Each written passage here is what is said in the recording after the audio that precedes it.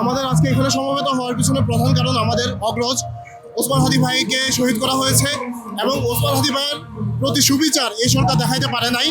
এই অথর্ব সরকারের ব্যর্থতা দায়ভার মাথায় স্বীকার করে নিতে হবে, হয় সুবিচার করতে হবে নাহলে পদত্যাগ করতে হবে। এই হলো আমাদের কথা, আলটিমেটাম। আমাদের হাদি ভাইয়ের হত্যার যে বিচার যে গড়িমসি করতেছে, এর জন্য আমরা এখানে হাজির হয়েছি। যতদিন পর্যন্ত আমাদের প্রিয় ভাই শহীদ ওসমান হাদির বিচার না হবে, আমরা ততদিন পর্যন্ত এখানে অবস্থান করব। হাদি ভাইকে একমাত্র মারা হয়েছে এই ভারতীয় আধিপত্যের বিরুদ্ধে কথা বলছে ওকে মারা হয়েছে, ওকে নির্বাচন করার জন্য মারা হয় নাই। ওর মতো সাহসী সন্তান বাংলাদেশে খুব দরকার। আগামী 100 বছরে ওর মতো সাহসী সন্তান বাংলাদেশে আসবে বলে আমার মনে হয় না, যদি এই হাদি ভাইয়ের হত্যার বিচার করা না হয়। আমরা এই শাহবাগে ততদিন অবস্থান করবো যতদিন পর্যন্ত না এই ইন্টারিম সরকার হাদি ভাইয়ের হত্যার বিচার করতে পারতেছে না। আমরা সারাক্ষণ 24 ঘন্টা এখানে অবস্থান করবো।